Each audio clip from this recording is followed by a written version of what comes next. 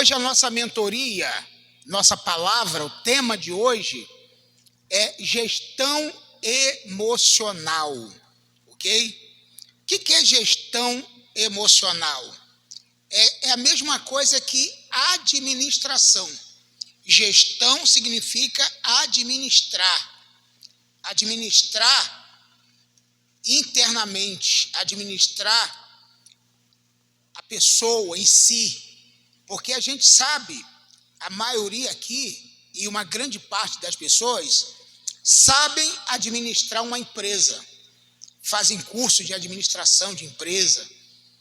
Outros administram igreja, e a igreja cresce por causa da boa administração dele. Ele é um bom gestor no lar, na família, mas às vezes ele não é um gestor da própria emoção, dos próprios sentimentos. E por isso, a nossa mentoria hoje é falar sobre a importância de nós gerirmos a nós mesmos e sermos líderes de nós mesmos, das nossas emoções. Por quê? Muita gente com grande sucesso que tem, com grande sucesso, muitas vezes tentou o suicídio. Com todo o sucesso dele, com todo o crescimento, ele já pensou em tirar sua própria vida. E às vezes isso acontece pelo fato da pessoa não conseguir ter uma gestão dele próprio. Então a gente precisa estar bem, precisa estar feliz, nós precisamos estar em paz, precisamos estar convictos do nosso chamado, da nossa vocação, daquilo que Deus tem para a nossa vida. E para isso, querido, nós precisamos passar por esse processo aqui. Então, eu queria ler com você um texto em Provérbios, que você possa abrir aí, que diz que de tudo que se deve guardar, guarda o teu coração, as tuas emoções. Esse texto, para mim, é um dos mais significativos dentro desse processo de gestão emocional. Amém? Então, Provérbios 7, 23, é isso? Se eu não me engano? 4, 23. É isso? 4, 23? É isso mesmo. Tem um pouco que eu não leio esse texto, mas vê se é isso mesmo. Confere para mim, por favor, aí, que a gente está com Bíblia eletrônica e às vezes dá isso aqui, ó, pagou. 4, 23. De tudo, olha aqui que coisa interessante. De tudo, eu vou enfatizar esse tudo aqui, tá? De tudo o que você deve guardar. A palavra guardar aqui é a mesma coisa que proteger. Guardar significa proteger. Então, de tudo que você deve proteger, de tudo que você deve ter cuidado, de você ter total cuidado, é com o teu coração. Que, na verdade, coração, tem aqui um monte de teólogo, sabe disso. Não é o músculo que bombeia o sangue. Coração, aqui no texto, é as emoções.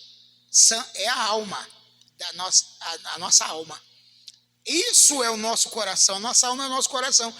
E o que significa alma? É o centro das emoções. O centro das emoções. A gente tem que estar pronto para a nossa emoção não ficar abalada por exemplo, com a ingratidão. Você já ficou abalado com a ingratidão? Pelo menos assim, mesmo quem tem uma emoção forte, quem tem equilíbrio emocional, ele fica um pouco abalado com a ingratidão. Você já ficou algumas vezes? De você ter ajudado alguém, ajudado muito, essa pessoa, você deu tudo para ela, e um dia ela te enganou, um dia ela foi ingrata.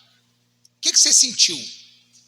Por mais que você seja forte, não sentiu um mal-estar, uma picada, né, no rins, no coração, batimento cardíaco aumentou, o pensamento acelerou, o fluxo sanguíneo aumentou, né? Você, quando fica nervoso, eu sou assim, eu fico nervoso, o meu fluxo sanguíneo aumenta.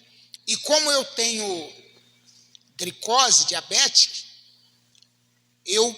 meu pico de glicose vai lá em cima, só por causa de uma insatisfação.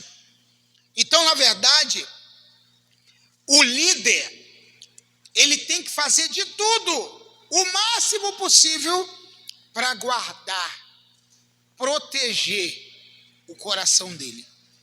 Por quê? Porque é do coração, é do sentimento, é da alma que procede as saídas da vida. Olha que coisa interessante. As saídas, não é a saída da vida.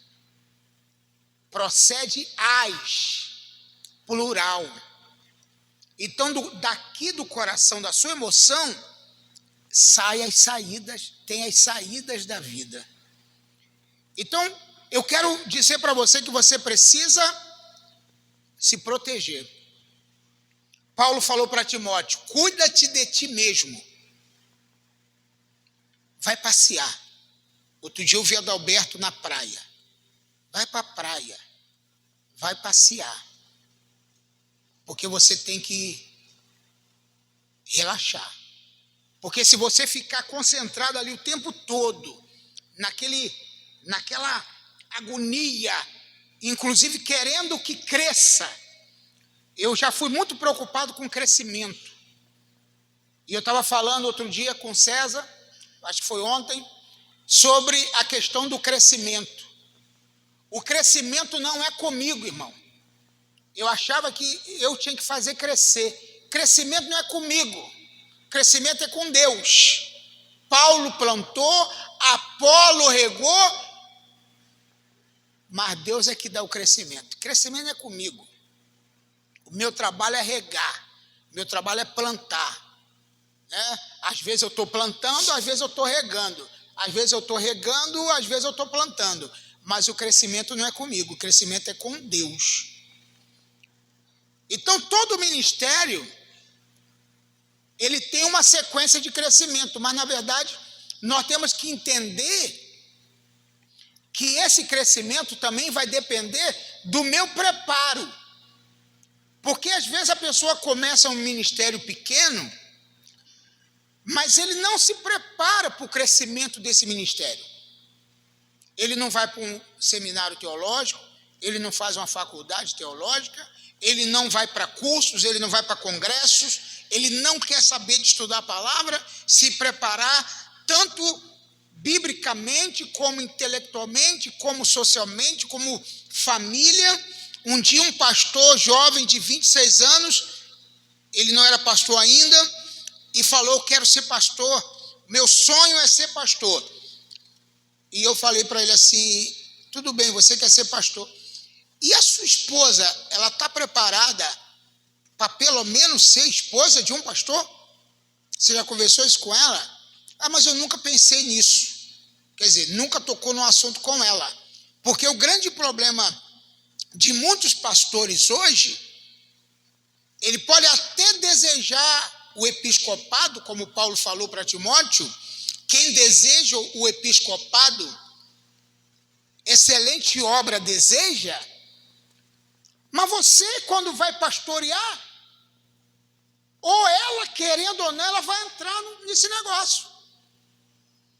Ah, mas minha esposa não precisa ser pastora. Tudo bem, mas ela vai se envolver de tal maneira que ela tem que também estar preparada para isso. Mesmo que ela não seja pastora. Não sei se você está me entendendo a minha colocação. Então, a questão é, querido, primeiro ministério nosso é a família. Isso aí é indiscutível. As pessoas que acham que primeiro Deus, tudo bem, depois a igreja, depois a família, está fazendo a conta errada. Primeiro Deus, segundo lugar família, estou falando família, mulher, e filho, criança, pequeno, e depois a igreja. A igreja fica em terceiro lugar da tua vida. O teu ministério não é, ministério de igreja não é o mais importante. Então, quando você tem uma família de esposa, filhos pequenos, eles vão contigo, onde você for. Mas um dia seus filhos vão crescer. Então, muitas vezes você tem que ser forte. O crescimento, como eu falei, é com Deus. Proteja as tuas emoções, proteja o teu coração.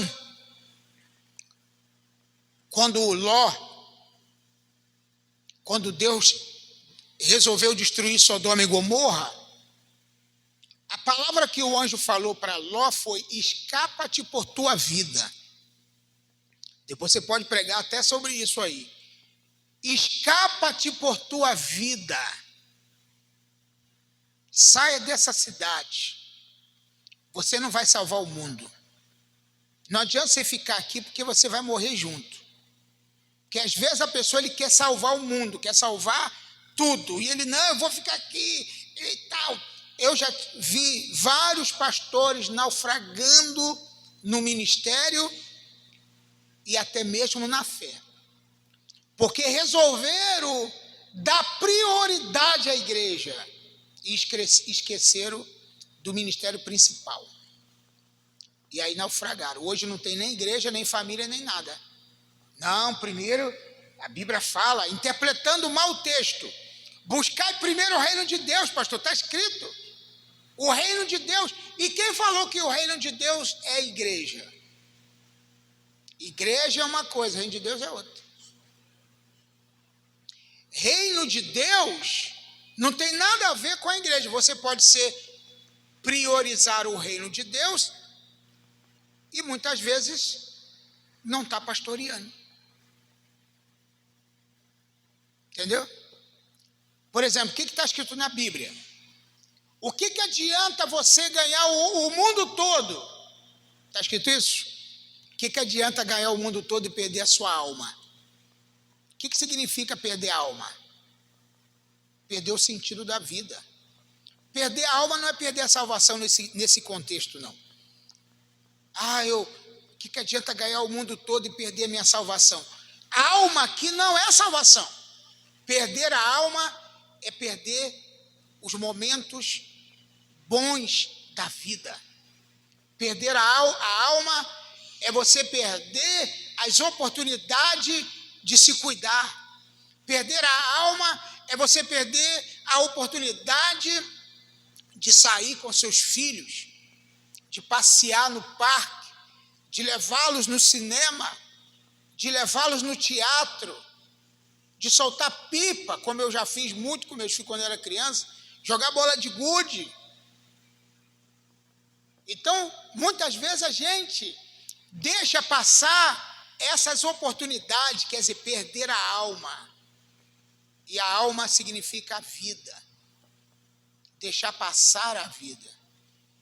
E depois fica reclamando porque não curtiu, porque não aproveitou os momentos que você deveria aproveitar. Então guarda o teu coração. Guarda as tuas emoções. Gerir emoções é cuidar do nosso homem interior. Paulo fala disso. Ele diz que no capítulo 4 de 2 Coríntios, versículo 16, ainda que o nosso homem interior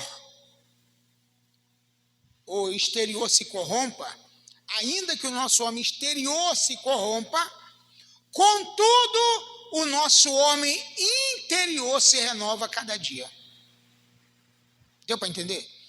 Eu vou me desgastando fisicamente. O meu corpo ele vai se desgastando, claro, pelo tempo, mas a minha alma, mas o meu interior, ele tem que ser renovado. Amém? Entendeu isso? Ele tem que ser renovado. Eu preciso dar uma ressignificação para a minha vida. Senão eu morro e passo dessa vida para outra, e eu não falo um legado, né? Porque às vezes a pessoa está em busca de um legado, igual eu postei um vídeo outro dia, que eu estava no Rio, e peguei um caiaque e fui navegar ou velejar lá com caiaque e tal. O pessoal falou, olha, cuidado, hein? Tem jacaré nesse rio. Eu falei, não tem mais, porque os crocodilos comeram tudo. E fui no rio. Eu não quero saber. Eu, com essa idade, eu vou ter o meu momento de distração, de lazer. E no vídeo eu peguei um áudio que o cara falou assim, eu vou deixar legado para ninguém? Aí eu morro aí e eu deixo o legado e eu mesmo não vejo o meu legado. A verdade é o seguinte, que o que ele quis dizer é que nós precisamos parar de nos preocupar demasiadamente com aquilo que a gente não vai dar conta. A gente não pode resolver o problema do mundo. Resolva o problema do seu círculo de vida, naquela circunferência que você está inserido, naquele quadrado que você está, é ali que é o teu mundo, que você vai ter que resolver. Não tem que resolver problema de lugar longe, não. E vai resolvendo coisas pequenas. Entendeu? Então, quando a gente fala que nós precisamos guardar o nosso coração, nós estamos falando de proteger as emoções e ter uma gestão emocional equilibrada. Deu para entender? Então, nesse sentido que nós estamos falando. E aí vem a administração. Você vai resolver tudo? Não. Vai fazer quando der. Você não vai atropelar tudo, resolver problema do mundo, como eu já falei. Então, o que adianta ganhar o mundo todo e perder a alma, perder o prazer pela vida, perder o sentido da vida, perder a vontade de viver, perder o estímulo, o prazer pelas coisas mais belas da vida. Então, precisamos ter esse conhecimento e esse entendimento. Uma das coisas que um soldado precisa proteger é os pés. A maioria dos ministérios e dos pastores que eu conheço estão pastoreando feridos. Eu conheço um monte que está na frente da igreja, estão pastoreando doente. Doente emocionalmente, doente fisicamente, doente na família. A vida dele está por um triz. Ele está por um fio de cabelo. A vida dele está em risco, ele está em perigo. Mas ele quer continuar na frente. Se você falar para ele, pastor, passa essa igreja, diminui a sua carga, tá? Não, Deus vai cobrar de mim. Eu não posso fazer isso. Deus me deu essa responsabilidade. Eu já ensinei várias vezes que Paulo, quando falou assim, terminei a carreira e guardei a fé, ele não tinha morrido ainda para falar isso. Tem gente que quer falar isso só quando morrer. E Paulo, quando falou assim, terminei a carreira, guardei a fé, ele estava vivo. Ele foi morrer anos depois que falou isso. Então, muitas vezes, a gente tem que dizer, eu terminei a carreira e guardei a fé. Eu quero que o meu ministério ele tenha um novo rumo, uma nova trajetória, um novo sentido. Eu quero que o meu ministério vá para outro ramo, outra camada. Eu sei que por exemplo, eu estava falando aqui com vocês quando vocês chegaram, que eu gostaria de ter sido mais pastor do que teólogo. Porque o pastor que é teólogo, ele quer que o povo aprenda profundidade, e às vezes aquele povo que está sentado aí não tem a curiosidade, não tem o desejo de aprender profundidade, ele só quer alimento. Ele só quer ser alimentado, ele não quer profundidade. Enquanto o palestrante, o itinerante, ele vai lá, ministra uma palavra numa igreja que ele foi convidado e vai embora. E o povo fica, nosso pastor nunca pregou dessa maneira. Porque pastor não precisa ter profundidade. Pastor tem que ter cheiro de ovelha. Mas tem uma coisa que eu sempre falo e vou repetir. Deus não mandou você morrer pela noiva dele, não. Quem morreu pela noiva dele foi o próprio noivo, Jesus. Eu tenho que dar minha vida pela igreja. Quem falou isso? Quem falou que você tem que dar a vida pela igreja? Jesus já deu a vida pela igreja, ele não precisa que ninguém dê, não. Para com esse negócio de querer dar a vida pela igreja. Amar mais do que Jesus amou. Quem você tem que dar a vida é pela tua mulher, tua esposa. É por ela que você tem que dar a vida. Efésios capítulo 5, 25. Vós, marido, amai as vossas mulheres, assim como Cristo amou a igreja e morreu por ela. Dê a vida pela tua mulher. Ela é a ovelha mais importante que você tem no rebanho. Jesus contou a parábola da ovelha perdida. O pastor estava pastoreando 100 ovelhas e uma se perdeu. Ele largou as 99 e foi atrás daquela ovelha. Por quê? O que será que essa ovelha tinha de tão importante que ele foi capaz de largar no deserto as 99 e foi atrás daquela? Porque sempre um pastor tem uma ovelha importante. E a ovelha importante, do nosso caso, é a nossa companheira, a nossa esposa. Ela é a ovelha importante. Que você tem que largar 99 por causa dela. Porque é ela que faz você conseguir levantar as outras. Entendeu? Então, isso é muito importante. Isso é muito importante. Jesus nunca mandou você morrer pela noiva dele. Não morra pela igreja. Eu coloquei lá no meu Instagram uma postagem de um cara falando: eu não gosto da igreja. Eu detesto a igreja. Porque a igreja, o meu pai traiu a minha mãe com a igreja. O meu pai vivia traindo a minha mãe com a igreja. Ele nunca me levou no futebol. Ele nunca foi na minha formatura. Eu estou revoltado com a igreja.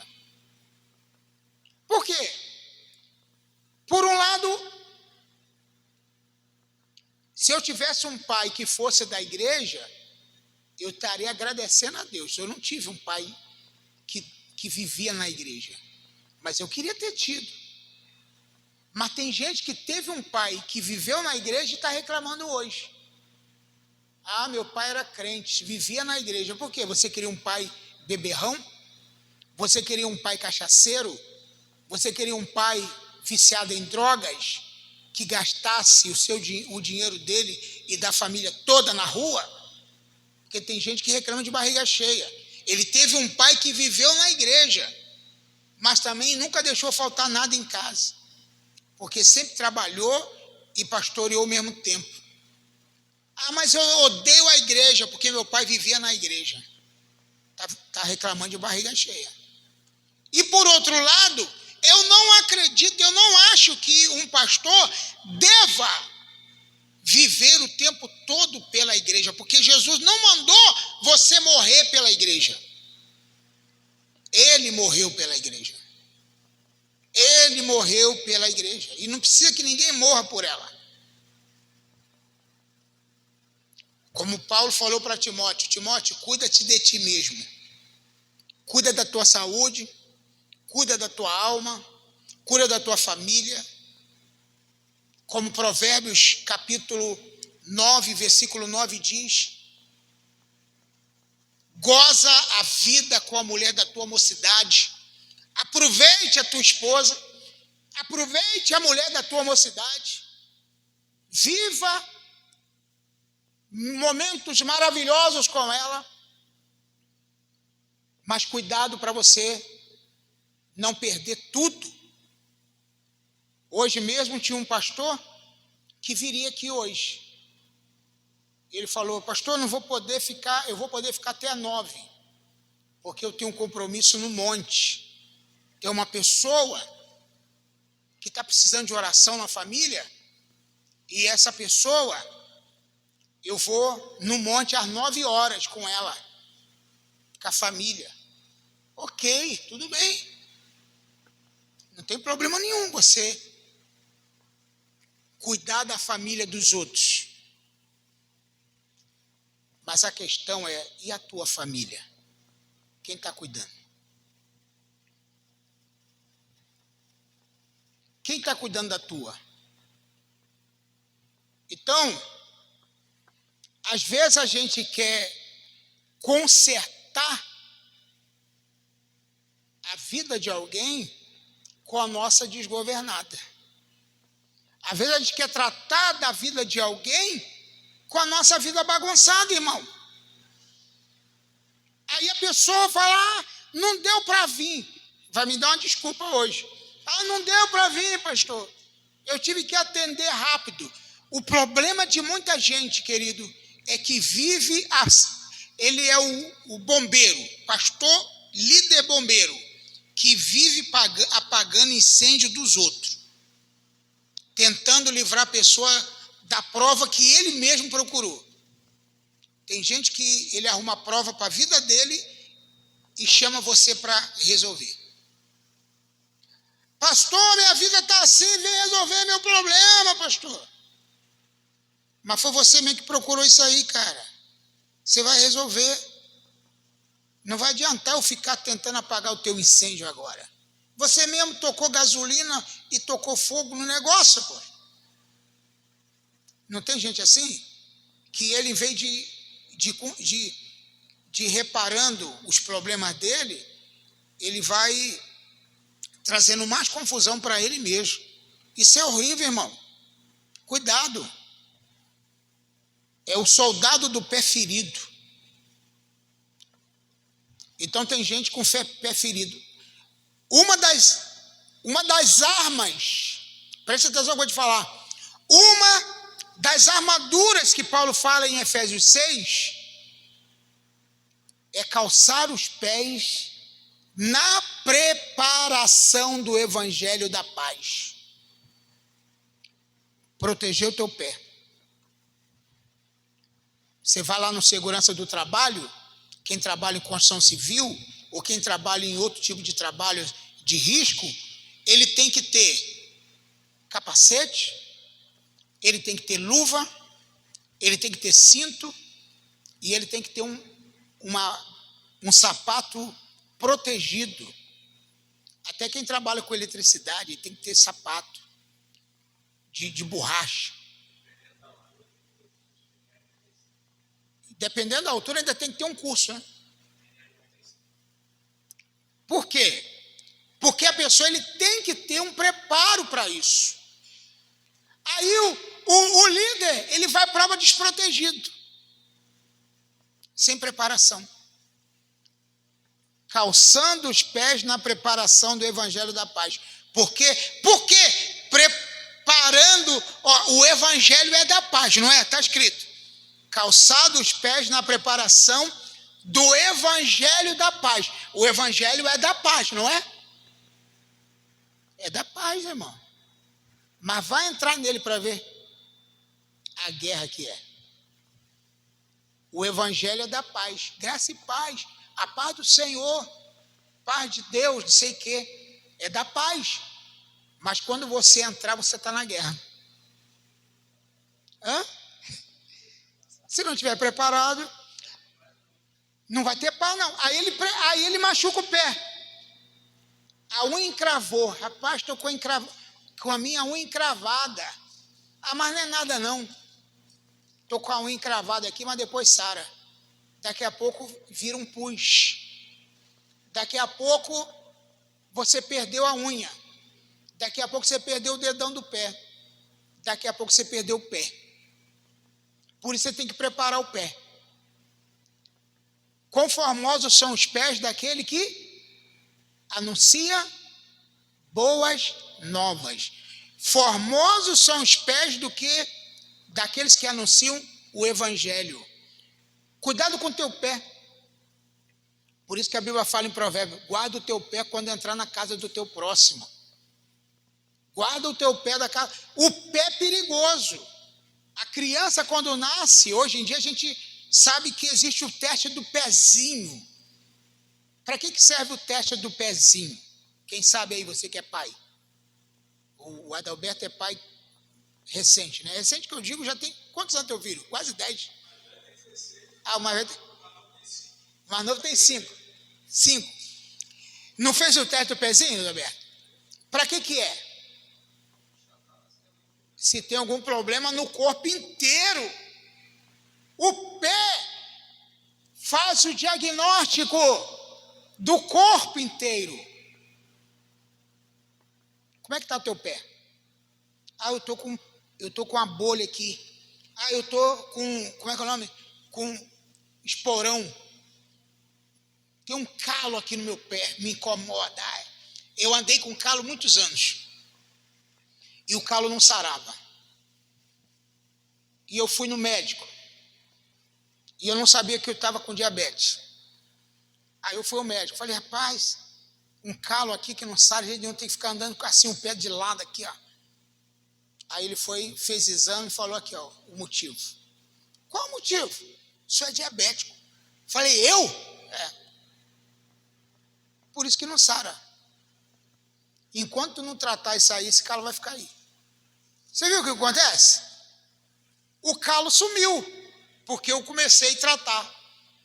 Comecei a fazer caminhada, comecei a fazer dieta, comecei a me medicar. Por que tem gente que morre cedo? Deus levou o pastor com 44 anos de idade. O Senhor levou. Foi o Senhor mesmo que levou? Eu não acredito. O que está faltando é preparo. Porque, às vezes, olha o que eu vou te falar aqui, você que está me ouvindo aqui pela internet. Tem muito pastor que quer levar a igreja nas costas e não busca um mentor, um treinador, uma pessoa para orientar, uma pessoa que está mais tempo no ministério. Ele quer fazer do jeito dele. É ou não é? O jogador de futebol precisa do técnico. O jogador de futebol, ele precisa mais ou menos de uns 8 profissionais perto dele, um jogador só. Sim ou não? Vocês que entendem de futebol mais do que eu aí. Ele precisa do técnico, do treinador, mais de quem?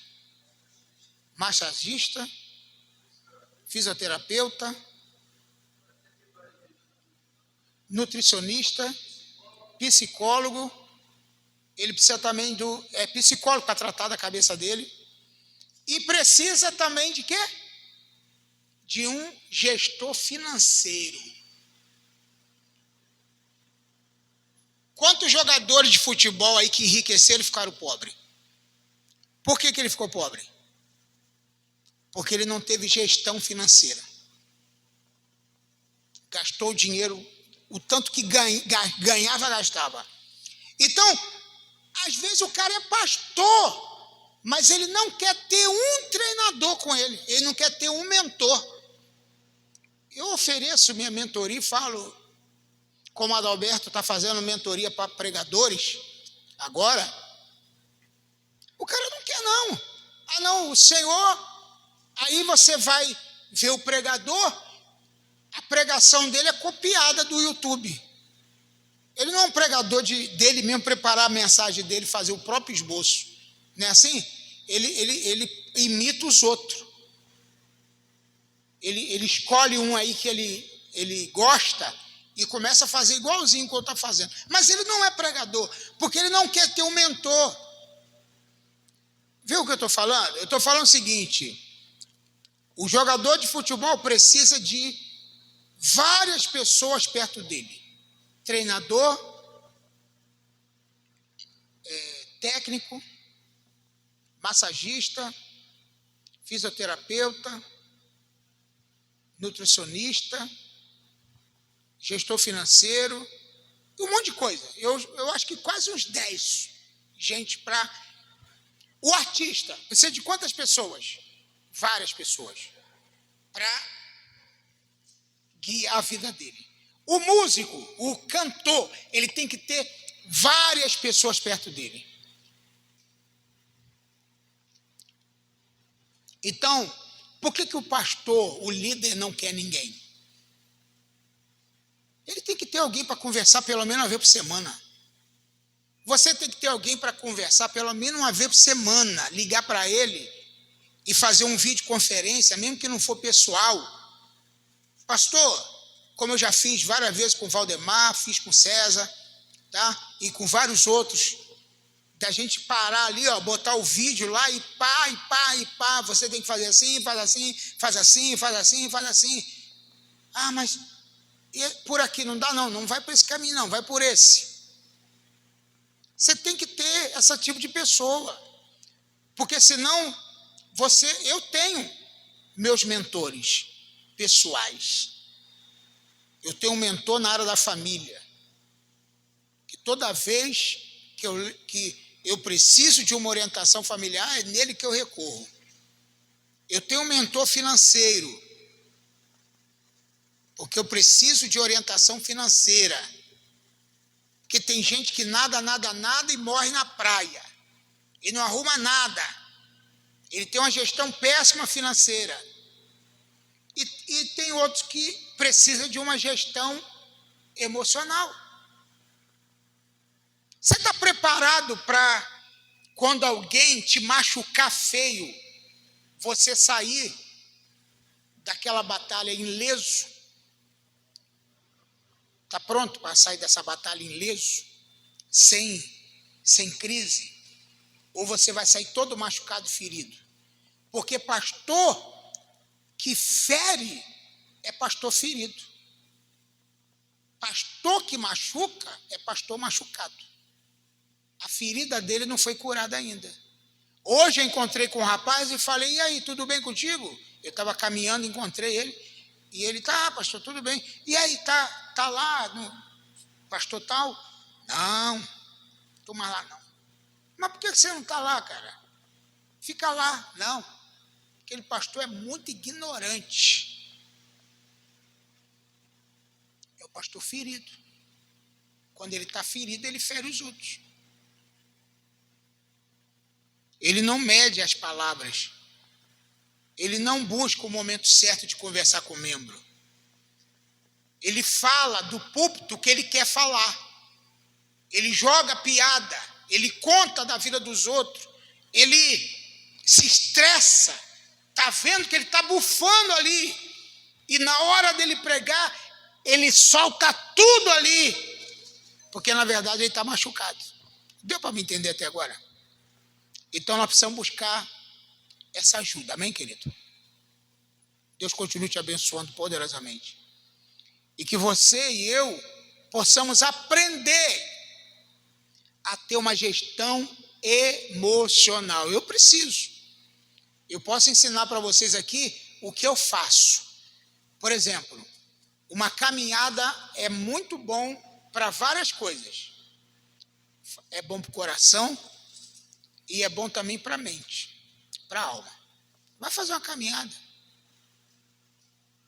Comer as coisas certas, hoje a gente está aqui passando do limite um pouco, mas comer a coisa certa também é importante. Viajar, passear com a família é importante. Então vai lá. Não morra pela igreja não, que Jesus nunca mandou você morrer por ela. Escapa-te por tua vida. Cuida-te de ti mesmo. Trate da tua saúde e de você. Que o Espírito Santo fale ao teu coração. Amém?